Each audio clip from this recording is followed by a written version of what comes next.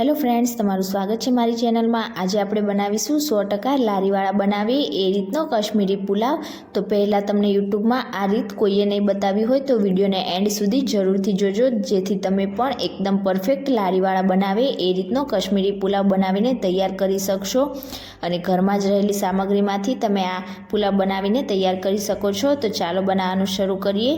Recipe સારી લાગે તો વિડીયોને લાઇક કરજો, વધારેમાં વધારે શેર કરજો અને હજી સુધી ચેનલને સબસ્ક્રાઇબ ના કરી હોય તો સબસ્ક્રાઇબ કરીને બેલ આઇકનને પ્રેસ કરજો, એટલે નવી નવી રેસીપીના નોટિફિકેશન આવશે। તો ચાલો બનાવીએ।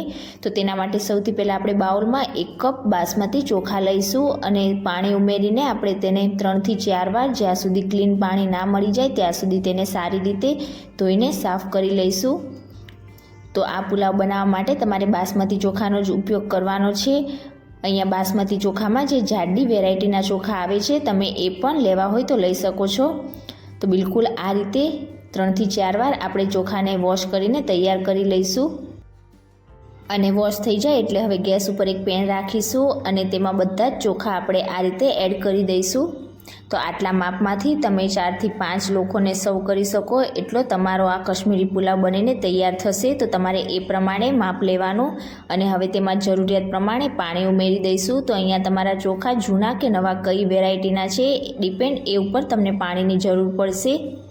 તો લગભગ 2 થી 2.5 ગ્લાસ જેટલું મેં પાણી ઉમેરી દીધું છે। સ્વાદ પ્રમાણે મીઠું ઉમેરીશું। તો 1 ટીસ્પૂન જેટલું અત્યારે મેં મીઠું એડ કર્યું છે। મિક્સ કરી દઈશું અને મીડિયમ ટુ સ્લો ગેસની ફ્લેમ પર હવે આપણે ભાતને ઢાંકીને થવા દઈશું।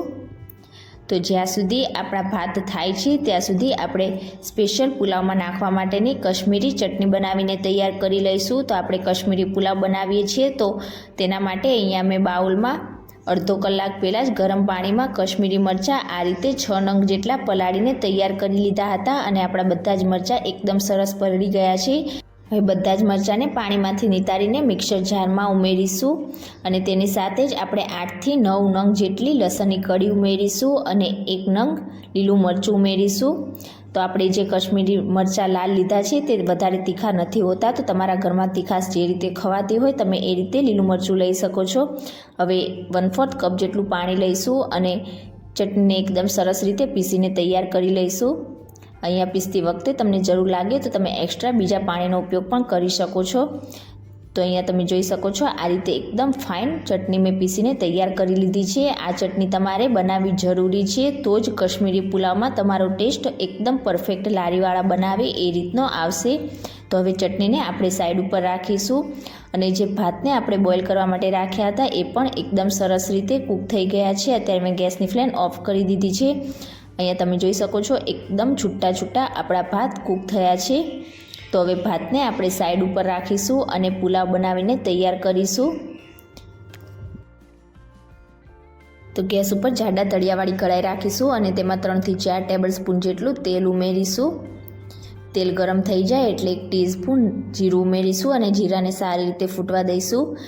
જીરું ફૂટી જાય એટલે તેમાં 2 મીડિયમ સાઇઝની મીડિયમ ચોપ કરેલી ડુંગળી ઉમેરીશું। તો આ પુલાવમાં તમારે ડુંગળીને એકદમ ઝીણી ચોપ બિલકુલ નથી કરવાની, આ રીતે થોડાક મોટા ટુકડા રહે એ રીતે ચોપ કરવાની છે અને થોડી સેકન્ડો માટે આપણે ડુંગળીને સાતળી લઈશું। તો અહીંયા તમારે ડુંગળીને વધારે પડતી ઓવરકુક બિલકુલ નથી થવા દેવાની, ફક્ત થોડી સેકન્ડો માટે જ તેને સાતળવાની છે। ડુંગળી થોડીક સતરાઈ જાય એટલે હવે તેમાં 2 ટીસ્પૂન આદુ અને લસણની પેસ્ટ ઉમેરીશું અને તેને પણ આપણે થોડી સેકન્ડો માટે સ્લો ગેસની ફ્લેમ પર સાતળી લઈશું। આદુ લસણની પેસ્ટ સતળાઈ જાય એટલે તેમાં 1 કપ જેટલી આપણે ગ્રેટ કરેલી કોબીજ એડ કરી દઈશું અને તેને પણ આપણે 1 મિનિટ માટે સ્લો ગેસની ફ્લેમ પર સાતળી લઈશું। તો અહીંયા જે ઝીણી ખમણી આવે છે તેની મદદથી તમારે કોબીજને ખમણીને તૈયાર કરી લેવાની છે।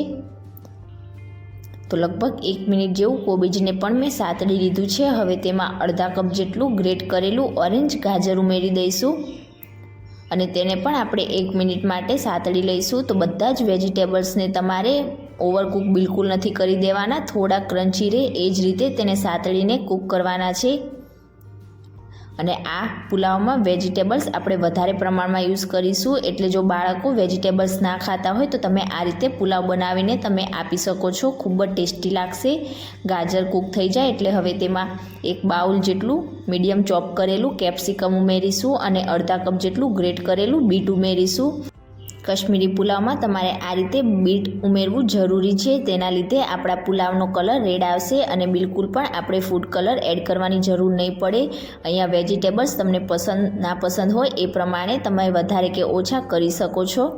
મિક્સ કરીને 1 થી 2 મિનિટ માટે આપણે કેપ્સિકમ અને બીટને સાતળીને કૂક કરી લઈશું, એટલે તેની કચાશ દૂર થઈ જશે અને બીટના લીધે કલર પણ એકદમ સરસ લાલ આવી જશે. તો લગભગ 1 થી 2 મિનિટ જેવું મેં બીટ અને કેપ્સિકમ બંનેને સાતળી લીધું છે અને બીટના લીધે આપણા બધા જ વેજીટેબલ્સમાં કલર એકદમ સરસ લાલ આવી ગયો છે.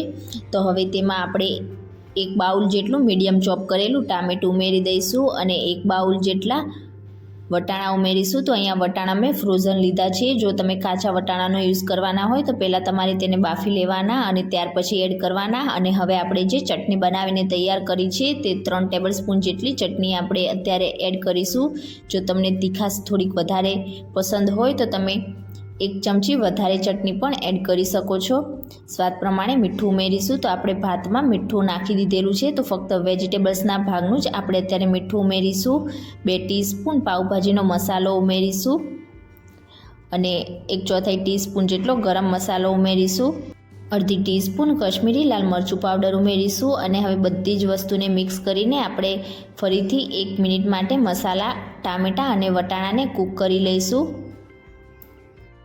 મસાલા બધા સરસ સતળાઈ જાય એટલે હવે જે ભાતને આપણે બોઇલ કરીને તૈયાર કર્યા હતા તે બધા જ ભાત અત્યારે આપણે એડ કરી દઈશું. તો તમે જોઈ શકો છો એકદમ સરસ છૂટા છૂટા આપણા ભાત થયા છે. ઉપરથી 1 મોટા લીંબુનો રસ ઉમેરી દઈશું. તો આ રીતે થોડુંક લીંબુ એડ કરવાથી કાશ્મીરી પુલાવમાં તેનો ટેસ્ટ ખૂબ જ સરસ લાગે છે. હવે એકદમ હળવા હાથેથી બધા જ વેજીટેબલ્સને આપણા ભાત સાથે સરસ મિક્સ કરી લઈશું. તો અહીંયા આપણે બીટ અને ચટણી એડ કરી છે, તેના લીધે તમે જોઈ શકો છો પુલાવમાં કલર એકદમ સરસ એવો આવી ગયો છે. હવે 1/4 કપ જેટલી આપણે ઝીણી ચોપ કરેલી લીલી ડુંગળી ઉમેરી દઈશું. ઉપરથી ફ્રેશ ઝીણા કટ કરેલા લીલા ધાણા ઉમેરીશું અને ફરીથી એકદમ હળવા હાથેથી મિક્સ કરી લઈશું. તો ઘરમાં જ રહેલી સામગ્રીમાંથી એકદમ ટેસ્ટી એવો જોતાં જ ખાવાનું મન થઈ જાય તેવો આપણો આ કાશ્મીરી પુલાવ બનીને તૈયાર થયો છે. તો ગરમા ગરમ પુલાવને હવે આપણે લીંબુ અને ડુંગળી સાથે સર્વ કરી દઈશું. સાઈડમાં તમે આ રીતે થોડીક ડુંગળી સર્વ કરશો તો ખાવામાં ખૂબ જ ટેસ્ટી લાગશે. તો તમે ક્યારે આ રીતે કાશ્મીરી પુલાવ ના બનાવ્યો હોય તો એકવાર જરૂરથી આ રેસીપી ટ્રાય કરજો, ખૂબ જ ટેસ્ટી લાગશે. અને આજની મારી રેસીપી તમને કેવી લાગી મને કમેન્ટ બોક્સમાં ચોક્કસથી જણાવજો. રેસીપી સારી લાગી હોય તો વિડીયોને લાઇક કરજો, વધારેમાં વધારે શેર કરજો અને ચેનલને સબસ્ક્રાઈબ કરીને બાજુમાં રહેલા બેલ આઇકન બટનને પ્રેસ કરજો, એટલે નવી નવી રેસીપીના નોટિફિકેશન આવશે. Thank you for watching.